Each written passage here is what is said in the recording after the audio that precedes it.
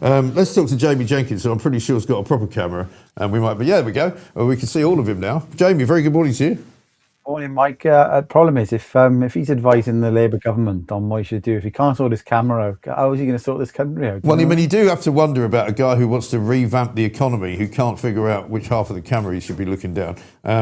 But you know, Chris Williamson's is too left wing for this government, even the next left wing government, from Burnham's point of view, which is actually going to be worse. But we've got plenty to talk about this morning, including, of course, how much. I mean, he says the country's got plenty of money. Not as far as the OBR are concerned. They say there's a crisis looming.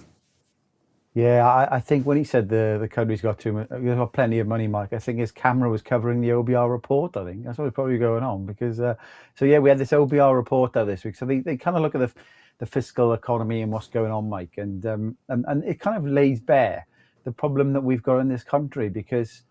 We talked on the show the last few weeks as well. So since Reeves has come in, we've borrowed at £274.3 billion.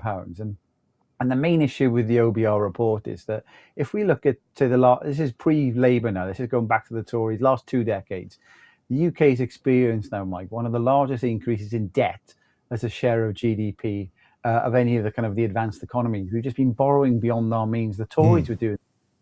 We haven't had a fiscal surplus. You know, that's where we have more tax coming in than what we spend. I think since the early 2000s, it's been literally borrowing. And what the OBR have done is they've just said, well, if we carry on with the same plan that we've got for the next, say, 50 years, one of the things we measure, Mike, and I'll just explain, because we always come on the show and I always throw around GDP and people might be thinking, what the hell is GDP? So GDP is the value of all the goods and services produced in the economy. So it's basically the size of the economy. And you always look at stuff relative to GDP. Yeah. So then you can see how manageable is our debt. So it's currently on around 95%, Mike.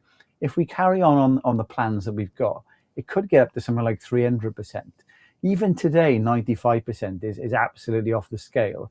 And if we want to keep it at that level, I read a report the other day, I think Burnham needs to increase taxes or lower spending. He ain't going to lower spending by another 120 billion quid. So Mike, the country is literally bankrupt. That guy who was on just now, he's just talking through his backside. Yeah. He was filming it through his backside, I think, as well. Yeah, having more and more public sector, Mike. Just remember, this is it's not hard to work this out. The public sector pays no tax. You need a private sector to pay for it. So this is laid bare, Mike, the big problem that we've got in this country. Yeah, absolutely right. And I mean, I mentioned the 2-child benefit cap as well to him, because it is now possible, if you are a family of 4 or 5 or 6 or 7, that you could be making 50, 60, 70,000 pounds a year from benefits, right, without anyone going to work.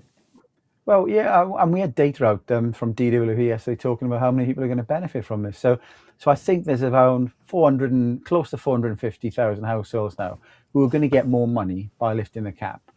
We haven't got enough money as it is. That's going to cost, by the end of the term of this parliament, Mike, is getting approaching 3 billion quid extra, which looks quite small in the grand scheme of we're borrowing 270 odd billion pounds since the parliament came in. But every policy decision that gets added on and added on and added on, where the government just seems to think, oh, yeah, we'll spend other people's money. Let's put the debt onto the next generation. That adds up and that causes problems, Mike. And where do you get the money from? You've got 3 options here. You can either increase tax, but we've already, if we look at just before COVID, we were spending, the tax take was around 37% of the GDP.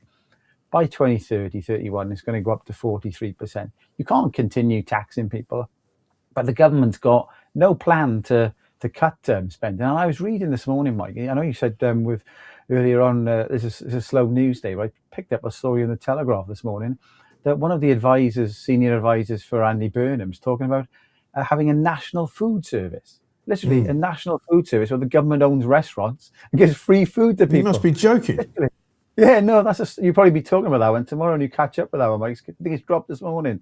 But there's talk of having, I think it's Lord O'Neill, he's one of Andy Burnham's senior advisors in the Telegraph this morning, talking of a national food service, about 9,500 restaurants where they literally provide free food for British families. Because obviously the word free gets branded around. Mike, who's going to pay for it? What do you have to do? Show some kind of a free food card or something that you get issued with if you're on benefits?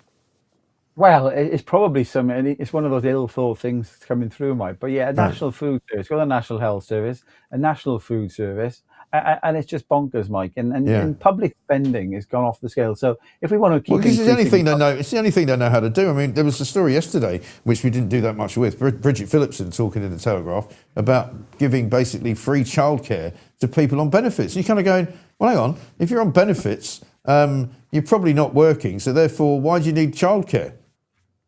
well, it's more time to go down the pub, Mike, isn't it? It might boost the hospitality sector potentially, I mean, just but ridiculous.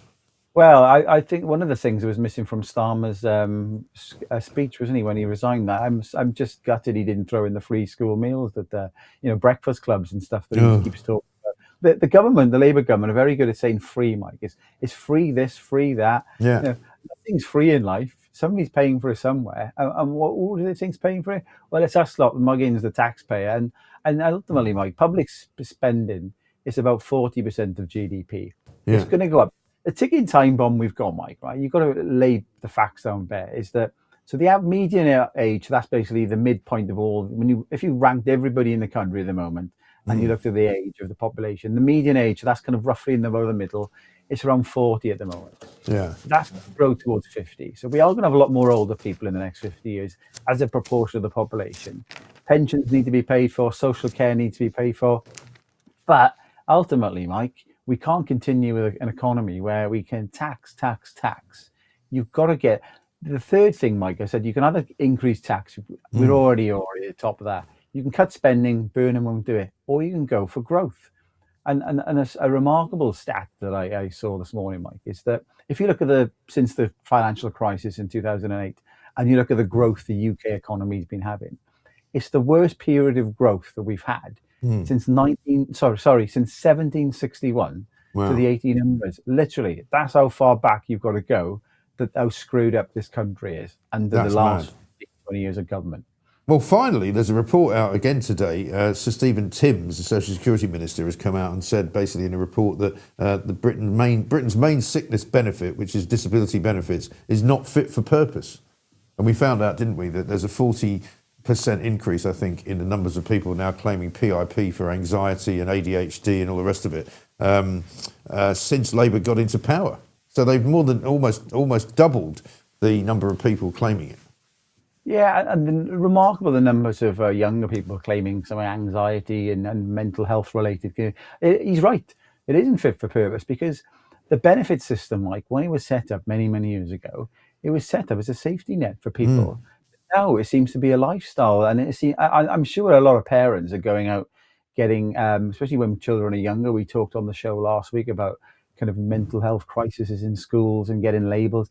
They got to get these labels because then you can get when you get into an adult, you get mobility cars. The mm. government ultimately, Mike, we got to get a crackdown on all of this. Get spending right down. We can't live in a society where benefits is a lifestyle, and basically you've got to make work pay. People have got to Yeah. get off their backside, go to work. I wonder what would happen if you think like there's always local authorities who could be you need to cut the grass. There's always stuff that needs doing in communities. Maybe the government should say, rather than sit on your arse and get benefits, you need to do something for the community. And then think, well, actually, I prefer to go and get a proper job then. That might Yeah. be the way. This is just Yeah, they've got to do unsustainable. something because according, I mean, this report is saying that basically by the end of the decade, the cost of handouts is set to hit £41 billion. Yeah. And Mike, I remember when Cameron and Osborne were in and they were talking about a big investment into the NHS. They were saying, I think, wow, we're putting another 5 billion quid into the NHS. This is like pocket money now when you're talking about the vast sums of borrowing that we're doing. And yet another X billion pounds for welfare, another X billion pounds on free Yeah, school or free childcare, the whole lot. The government's literally all we got, Mike, is a credit card where if you think of a household, you've basically got a debt. So Mike, imagine now you're not making enough money and you think, oh, I need to go and borrow some money off the bank. And then the bank phone you up and say, oh, hiya, Mike, yeah, you owe me some money. You got to pay that debt back. And say, I haven't had enough money. So can I borrow some more? All we're doing as a country is borrowing more and more money. In May alone, Mike, we borrowed £11.7 billion just to pay the debt interest on what was paid, borrowed over the last century or so.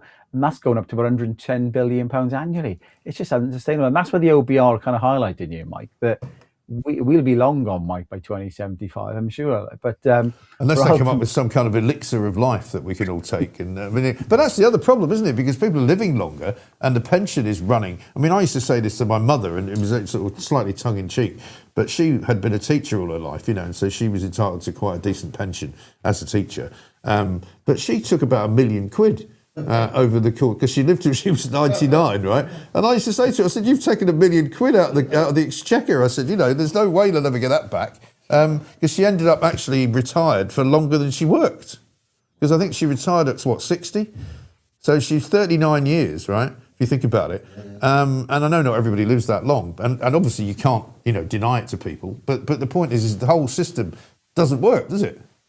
Oh no, and good on you, Mum, Mike, for living that long, and great, great. But yeah, I know a policeman lives nearby to me, and he has to retire at 50. I think he's done his term or something, so he's got a pension now on the taxpayer. He's 50. He might live till he's like 80, 90. But yeah, if you actually look at it, because we talk about the government debt, with the NHS, we've got far more and more kind of procedures, and we can treat people for things that we couldn't do years ago. We've got the triple lock, which means that people either go up with inflation earnings, or with the triple lock, keeping pensions going up quite a lot there.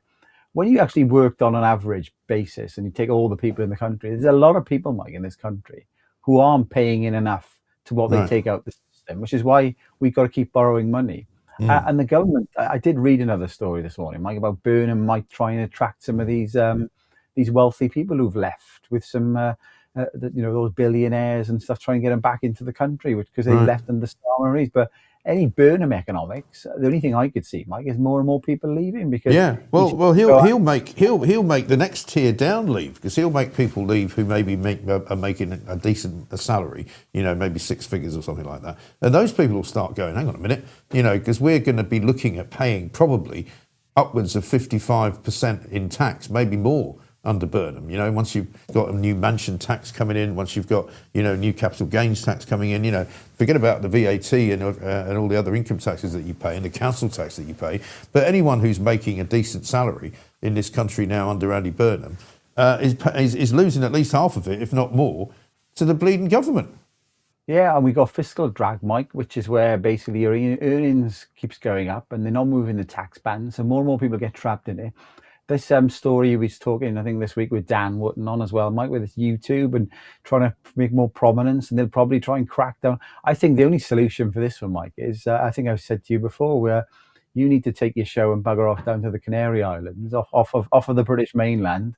I'll come down there with you, Mike. I can probably do my roles from anywhere, and let's not give any money to the bloody British taxpayer. You can have free speech wherever you want, and we can what's going on with a pina colada down on the Canary Islands. I think it'd be a lot more, much more of a happy life down there, I think. I think it would be. Now, I've got to ask you about the poll before I let you go, because we've got a poll going today, which is what is your most vivid memory? Your first kiss, your wedding day, your first Christmas, or your first holiday? Or it could be none of the above. It could be something else. I think my first vivid memory, Mike, was Keir Starmer's resignation. I can't remember much before that. My head's absolutely mad. Literally, I think that's my first vivid memory. What happened before then, Mike? I haven't got the foggiest idea what the hell's been going on. Blimey. Yeah, I know. It'd be interesting if you didn't wipe your memories away, and it's the only thing I'd wake up screaming, I think, if that was the memory I had. It'd be great.